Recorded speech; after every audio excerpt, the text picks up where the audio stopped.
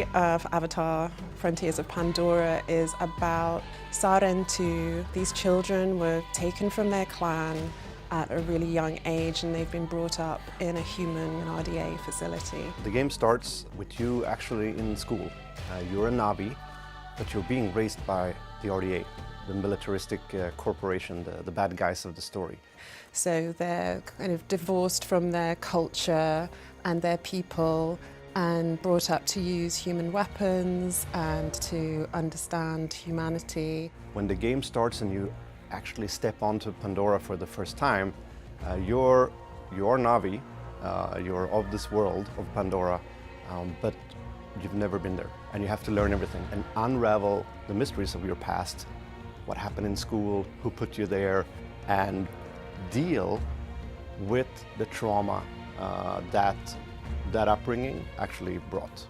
The theme of being a child of two worlds is one that resonates with me. I'm dual heritage, so there's always that feeling of being neither one thing or the other, or being in an in-between place, or being too much of one and not enough of another. And the player character goes through those moments of being, but I'm not Navi, like, can I do this? And trying to find their place in the world. Ewa, we enter your welcoming arms, at one with all things connected through you. Guide this traveler, bring them to the heart of the nest. It's about their journey to becoming Navi and finding out what that means for them. So we do have 3 other clans that they meet. There are the Aranahe, who live in a sort of rainforest climate. They weave silk and they're very elegant and, you know, sort of the poet type artist clan. Then there are the Zeswa. They live in symbiosis with these huge placid creatures called Zakru, and their tents lean up against the side of these creatures for warmth and protection from the winds that travail the grasslands they live on. And they are bright and bold, but they like to party. The third clan are the Kamatire, and they live in the clouded forest, so they're a reclusive, mysterious clan. They are surrounded by moss and fog and sort of pine trees, and the character of the clan kind of reflects that, so they're more wary of strangers, both as a culture and for story reasons, so there's a mystery surrounding the Kamatire.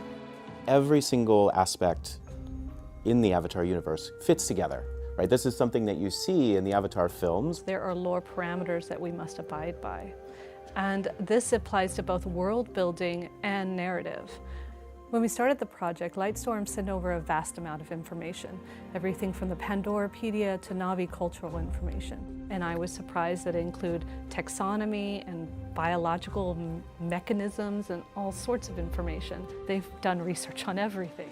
There's an incredible amount of detail in the game. Everything from the choice of the Navi clothing that they wear, to the places that they live, to the tint of their eyes, to the animals and how they fit within the environment and how they've evolved to their surroundings.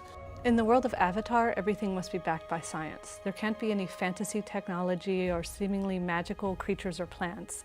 So our content creation team uses Earth technology and sciences as a foundation when creating new content.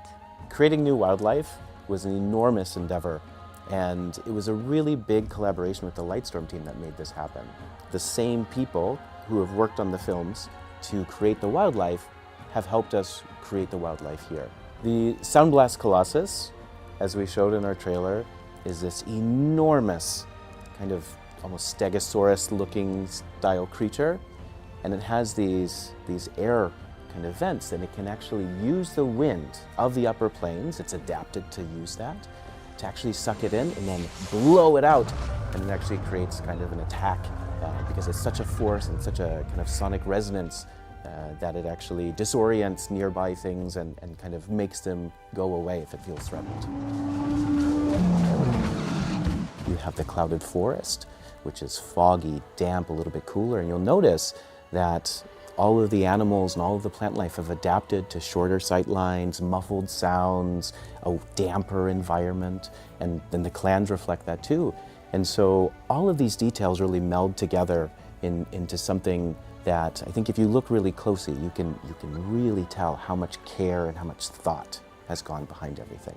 So the Avatar universe is broad and beautiful, and it offers us this mirror to our own world. On our planet, we're dealing with climate change and very extreme weather conditions. So obviously we've incorporated that into the story because we're right there at the events of the movies, but we're also incorporating it into gameplay. You attack bases and liberate the land, right? But when you do that, pollution also drops, and that changes everything, your power, everything you can harvest, the crafting loops, and there's other gameplay and facilities that you get access to. Pandora is more than just what they see in the movie. It is a huge world.